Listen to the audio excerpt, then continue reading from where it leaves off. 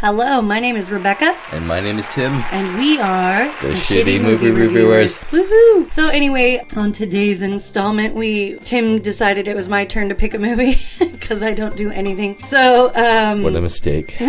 We went to Prime and picked the first movie that I saw. Which was a real artsy type film called Ravage from 2019 by director Teddy Grennan. And usually movies like this are like right up my alley. Like I've been watching a lot of movies about like women like overcoming being kidnapped and like revenge, taken to the woods and stuff. So well, it's the real lesson there. Don't go in the woods. Yeah, I mean, done. I'm all set on the woods. I've watched too many of these. Yeah, I know, exactly. It's always creeped me out. I don't know, just the whole camping outside. Yeah. It sounds good in theory, but then when you think about everything that's out there that wants to eat you.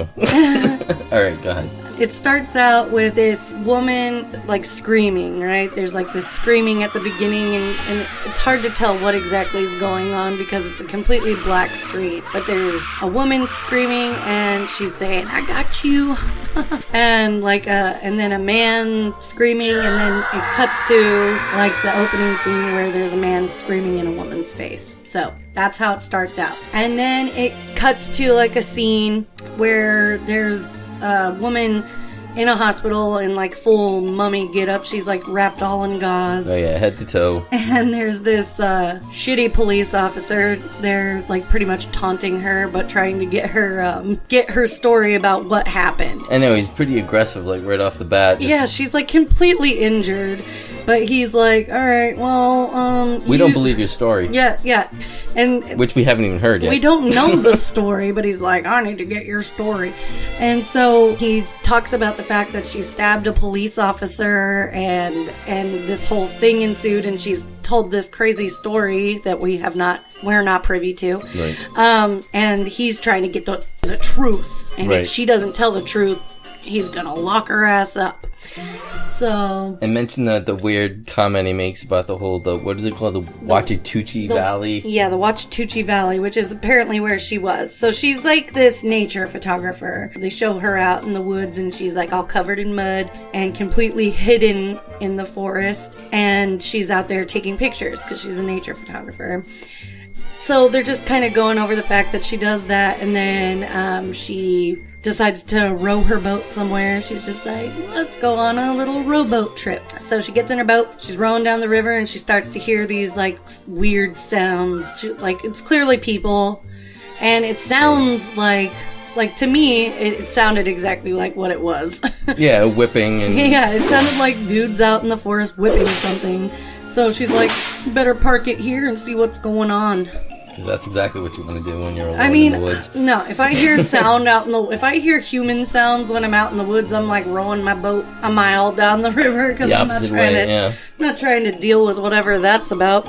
So she gets out, she's, looking around, trying to figure out what's going on, and she sees these dudes out there. She hears barking dogs, and she hears the whipping, and she goes and she sees it, and sure enough, she sees these dudes whipping this person who is like tied to... Yeah, like hanging there, right? He's tied to like a cross. Yeah. He's tied to a cross. And they're whipping him, and the dogs are like feeding on the blood and stuff. They don't really show that it's a human... I mean, they don't really show the person that's attached to the thing. No, it's just they briefly dudes. mention it later on, but I guess it's inconsequential. And instead of getting the hell out of there, she's like, let me take some pictures of this. She starts to leave, and then she's like, no, nobody's going to believe me or whatever, so she goes back to take some pictures. Yeah.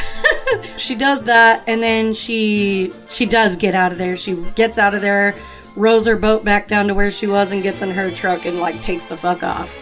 But apparently somebody saw her. She got clocked. She's driving away, and this big lifted truck comes after her. Comes out of nowhere, follows her for a few minutes, then... And then she turns... Yeah, and then he zooms around her. Yeah, goes by her, takes off. And she turns into the nearest town, which was not that far away, into the police station. Yeah, totally. It looks totally abandoned. Which it kind of is. When she goes in there, there's like nobody in there. Yeah, she uses the restroom. She comes out, and there's Mr. Police Officer. Yeah, so there's nobody there. She uses the bathroom. She comes out. He's there. And mention the other person too. That's with the police officer. Like There's just randomly some shirtless dude, like, chewing on his fingers, chilling in the place, and he's like, oh, that's just old Tommy. Yeah, he never says anything. He's just, like, kind of dumbfoundedly, like, staring at her. Yeah, I mean, he definitely looks like there might be something... Yeah, like, mentally challenged or whatever. Medically going on with him. So... I mean, he is sitting, like, he has no shirt on, he's just chilling in the middle of the police station, whatever. But, I mean... Oh, good old Tommy. I guess it makes more sense later on, but... As of right now, we're just like, there's a shirtless dude in there. Yeah. So she goes to tell the cop the story. She starts to get freaked out. They don't really explain why. She's just sort of like freaked out. Doesn't really tell him much of anything other than she has some pictures of these dudes doing something. She didn't say what. She seems very reluctant to make a report or anything like that. So she goes out to her truck to get the camera, and right off the bat, like... her car is being towed. Her car is just randomly being towed while she's inside. And so it drags her off into nowhere. There's a barn out there. But we also get the hint that it's that guy, the shirtless guy, because then all of a sudden we see another shot of him standing over in the randomly standing outside. Like, how the hell did he get out there? Now, was he on the phone? I can't remember. It looked like he was, but he might have just been gnawing on his hands. I don't know. I know, because he still had that same look on his face, just kind of like looking. He still had no shirt on, and he's just kind of like looking at it, like with a I wouldn't exactly call it a smile, like a half smirk, whatever, but. I guess it's him that called the people because we don't see the police officer do it. Yeah, no, I mean, he's talking to her and he's like, why don't we have some coffee and you go get that camera, young lady. So anyway, she gets towed to, maybe he was riding in the lifted truck. Maybe. Apparently that's the new cop car in that because town. when she first gets there, he wasn't there, so maybe, when she went into the bathroom, they pulled up, dropped him off. Yeah, maybe. I don't know. It's real weird. Anyway, so they drag her off to the barn, and there's some fat leader dude who's like, I'm in charge around these parts, and what you saw. I mean, when she gets there, she's like, I'll give you everything I have. I'll give you the camera. I'll give you the pictures. And he's like, no, I want... What I want is you. He's like, I want to scrap real bad. Come out here. I guess it's Redneck Fight Club. Only thing, one person isn't an actual participant. He's like, get out here, I want to beat you. And she's like, okay. And so she, gets out of the car, and she has a gun. Yep. Which is, Tim was like, why don't these people who are all out in nature carry a gun? Well, there you have it. She's got a gun. She does have a gun, and she does manage to shoot one of these pieces of shit directly in the face. Yes. And all his friends don't give a shit. Yeah, they're all like, whatever, schmevers, let's get it on. They just dumped didn't they just dump his body in the pigs? Yes, they did. They have this little trap door that dumps down to the pigs, and they just eat. That's all, folks. Whatever falls down there. So they're like, all right, well, whatever, fuck Bobby.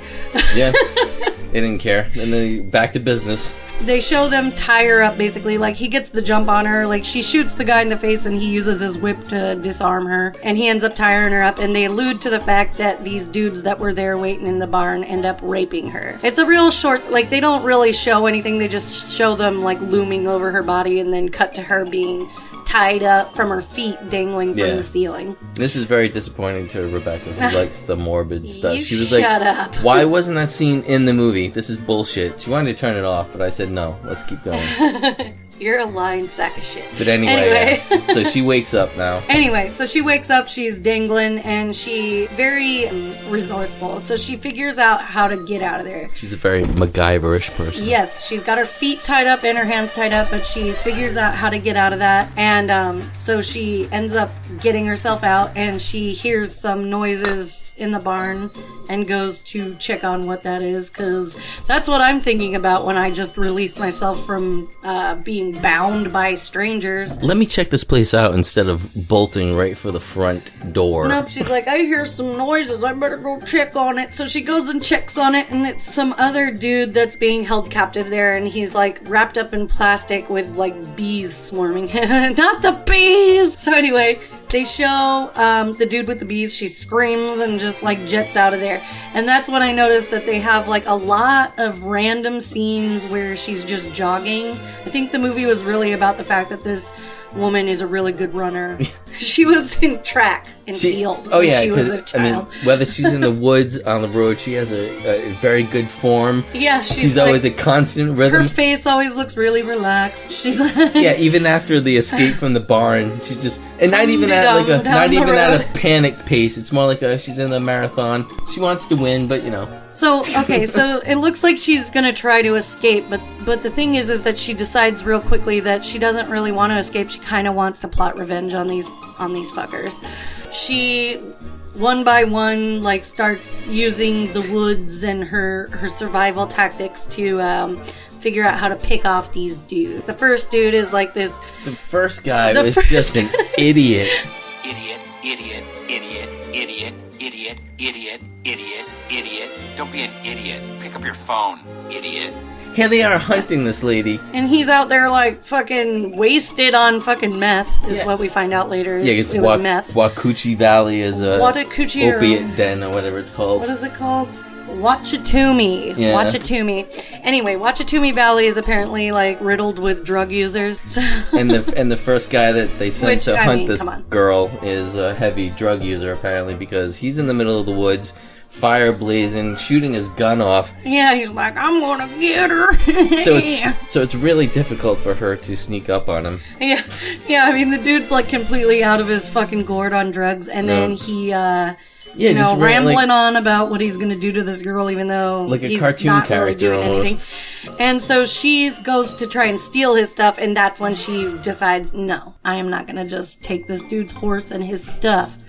I'm going to kill him. She does some Wile E. Coyote shit. She does. She lowers. So she takes the bullets from his saddle bag or whatever and ties them to a string that's just there.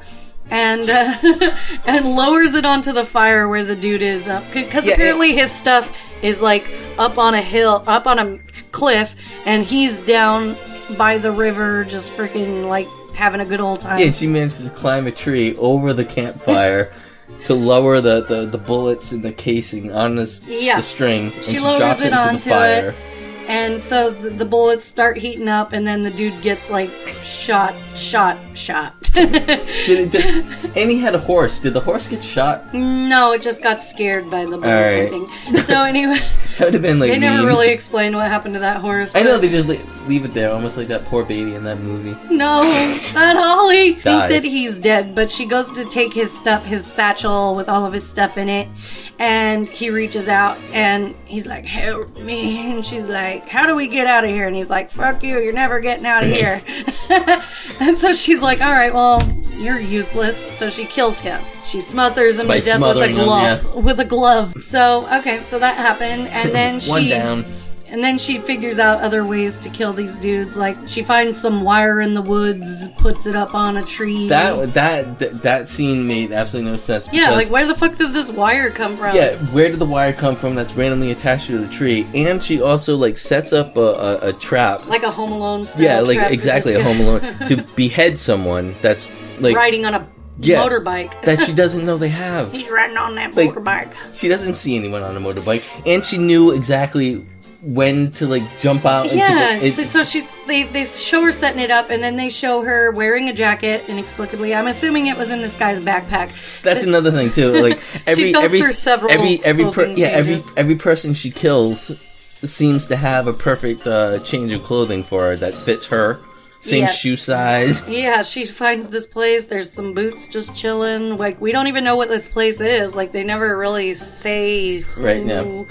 Anyway. Yeah, so she does the beheading guy. And then she takes the dude's decapitated head out of the helmet and uses that to lure another dude. Sets up another trap. And she's, like, in the river with, like, a reed. She's using the reed to... Like, what movie was that? With the guy with the reed? Was it Rambo?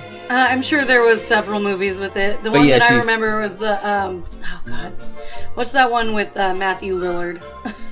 Matthew Lillard and Seth Green and Dax Without Shepard. a Paddle. Yeah. Without a Paddle. Yeah, it was very Without a Paddle-ish. So anyway. That kind of kill was kind of goofy, but it was also pretty cool. Yeah, she had the helmet attached to like a string. So the guy picks up the helmet, pulls the string so it lets her know she's there, and she just comes out of the water. And she pops up and shoots that guy. Unfortunately, it was badly edited. Yeah, I mean, so she takes a really long time to shoot this guy, and then she I mean, she shoots him. She shoots him in the face. No, she shoots that guy in the gut. Yeah, she shot him in the gut, and then she gets out and shoots him in the face. But, so she's slowly picking these dudes off, and then she's traveling through the woods some more. They show her running some more jogging scenes. Several. And she goes to this dilapidated old barn or whatever and finds the exact things she needs to build a raft. She's like a little baby MacGyver. Random barn just had floatable 50-gallon drums. Yeah, drums, that's it. Yeah. The wood to put the perfect planks to put together. Yeah. And it took her like no time to make this thing. Like 5-10, well, I mean, obviously it's a movie, so we're not going to see the whole It should have had a montage with some music going. This kind of montage, I guess.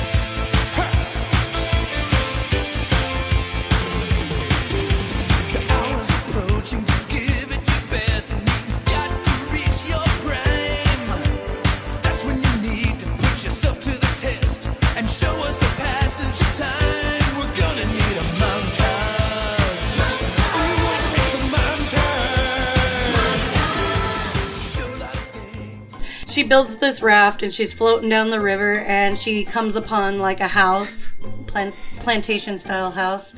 That was another thing when Bruce Dern finally shows up, and I kept trying to guess where he's going to appear. I was like, all right, he's going to be old guy living in the woods. Nope.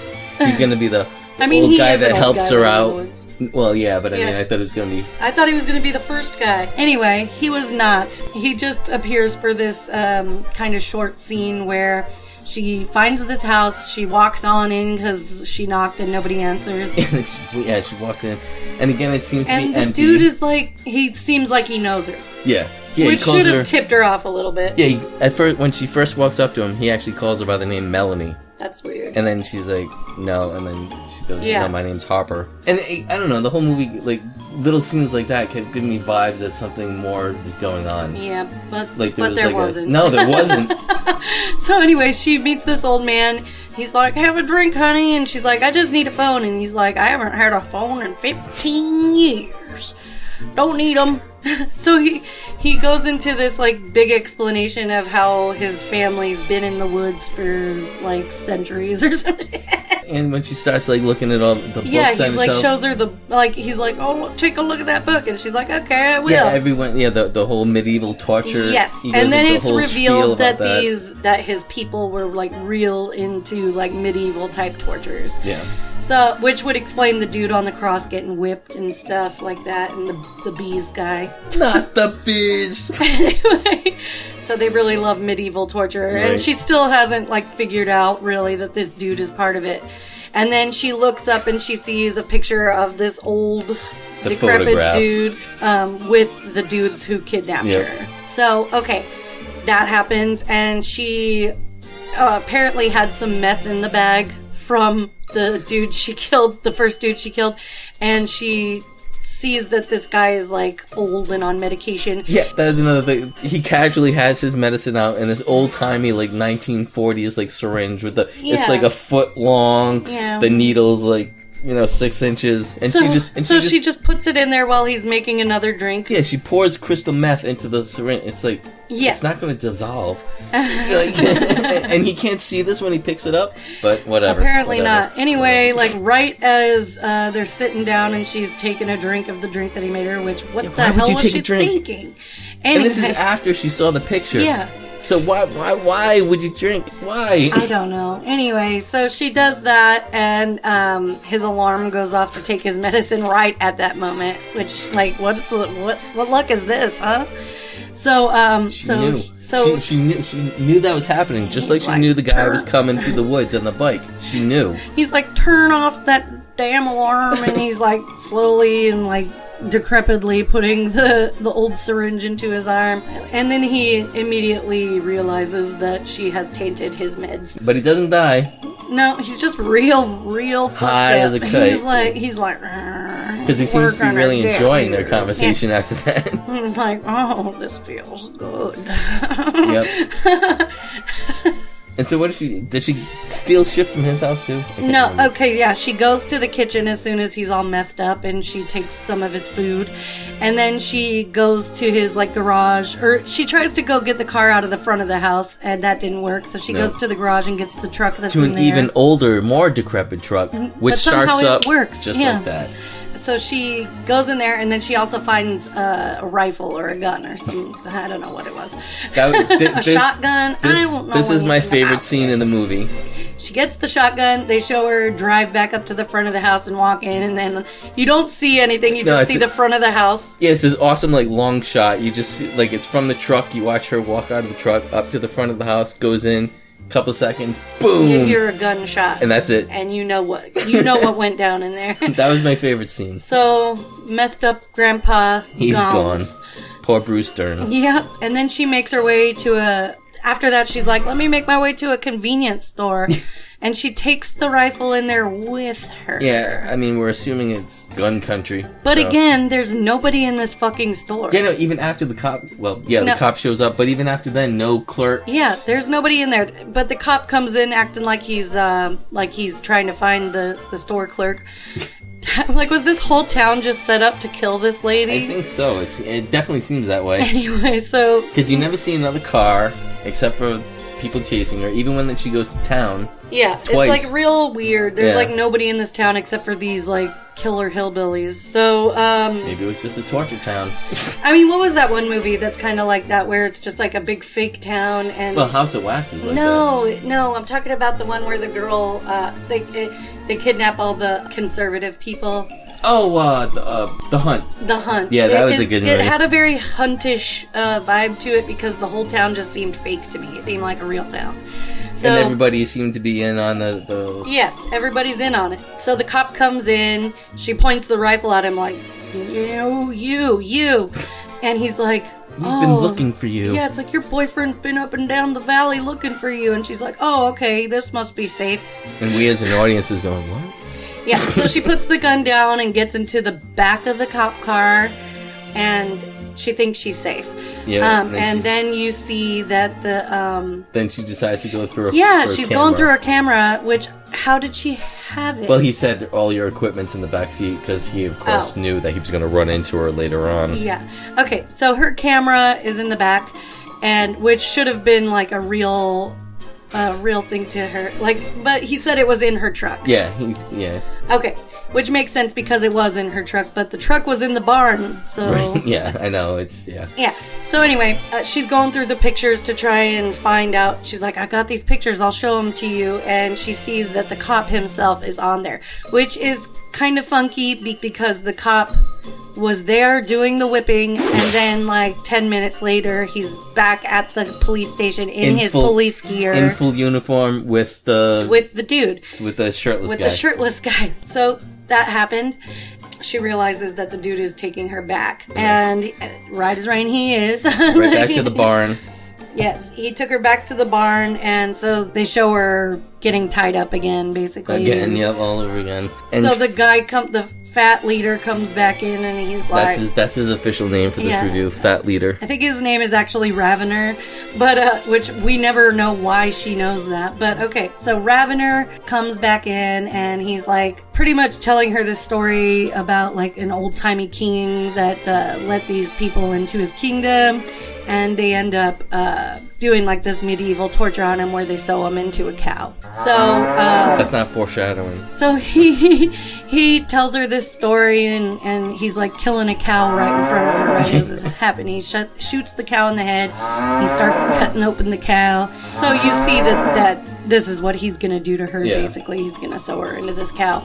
And okay, so then she starts talking shit to him like, I killed all your people. How do you feel about that? I killed that old man. What do you think about that? Yeah, she describes like how she took out each one of them. In the woods, cut his head off, did this to this guy, did this to this guy, and now I'm gonna do it to you. Yeah, basically, she's like, untie me, motherfucker, I'm gonna get you. So, and he's like getting his little manly ego hurt about this, so he's like, yeah, I'll untie you, you little bitch. So he unties her. She has this little pocket knife that they keep showing throughout the movie, which they have no right to show because it literally has done nothing for her through this whole movie. He immediately takes it away from her. He immediately disarms her, and during the scuffle, she ends up getting his gun and pointing it right at his face. And instead of pulling the trigger immediately, she starts to try to sidestep it out of the barn.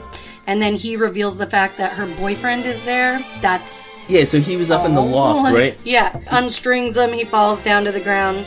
She doesn't shoot him then either. No.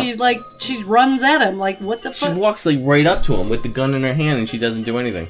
And I would have shot him as soon as I got the gun from him. But yeah, she doesn't shoot him. He ends up, doing all this to her.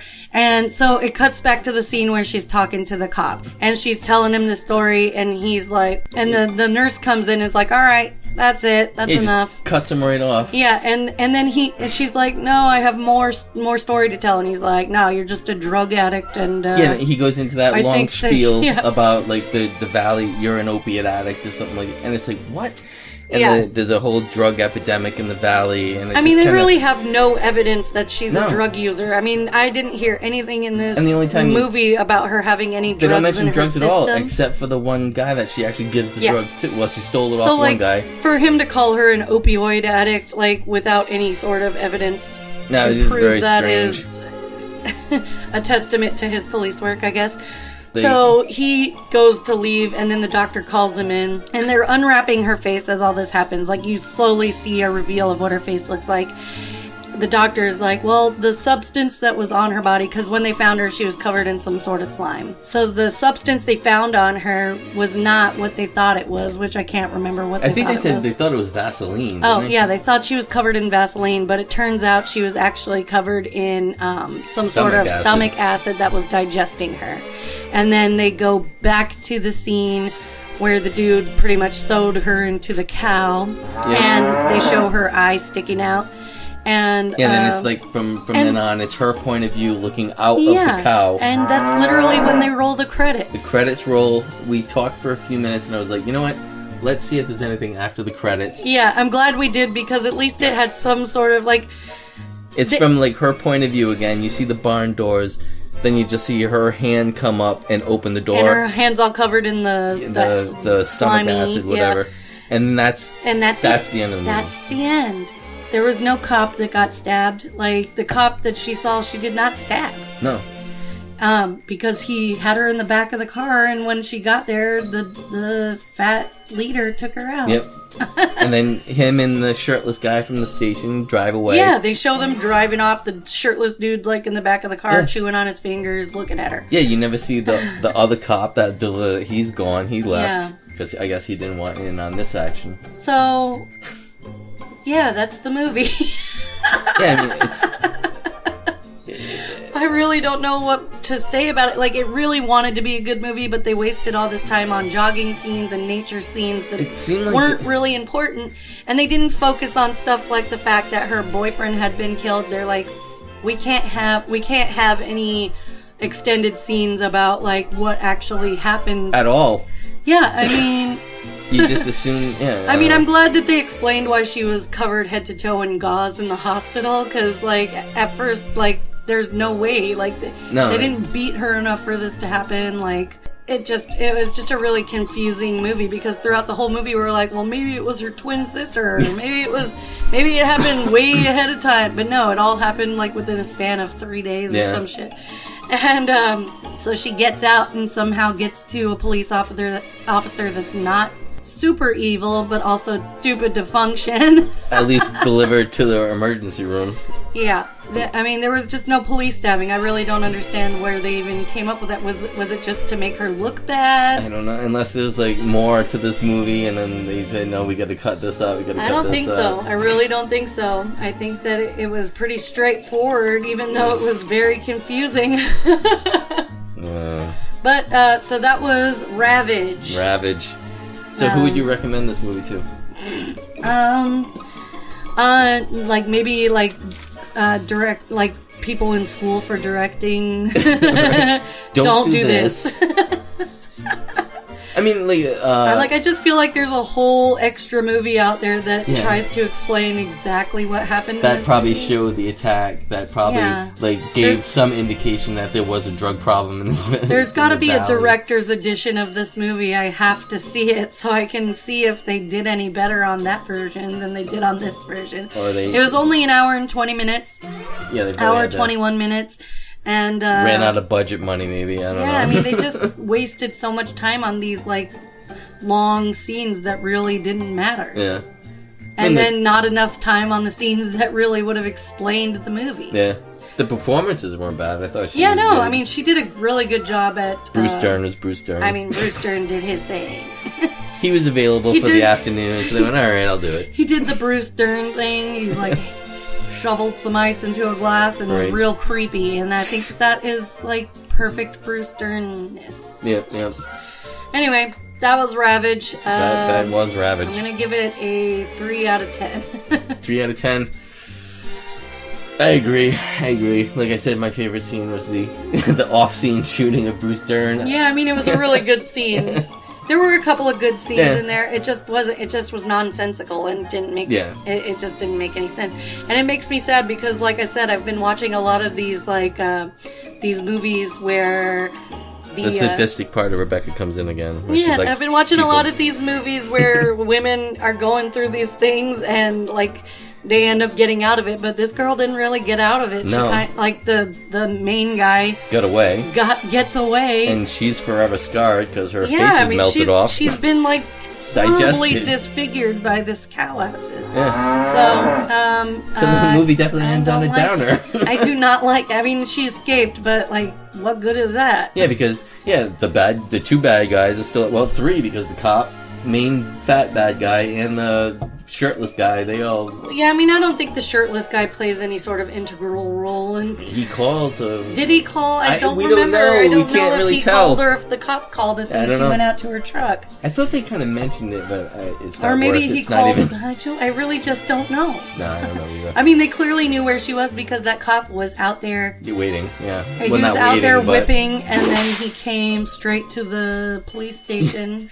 that so truck he knew by. she was going to come there. I don't know. It's I don't know. Yeah. And the whole lifted truck thing just never was mentioned again. They never showed that car again. They never really. Nope. They don't explain anything in this movie, and it really bums me out. There's a lot of open ends. Anyway, well, that's the movie. That is the movie. Hope you enjoyed this. I'm Rebecca. And I'm Tim. And we're the Shitty Movie Reviewers. Have a good day now.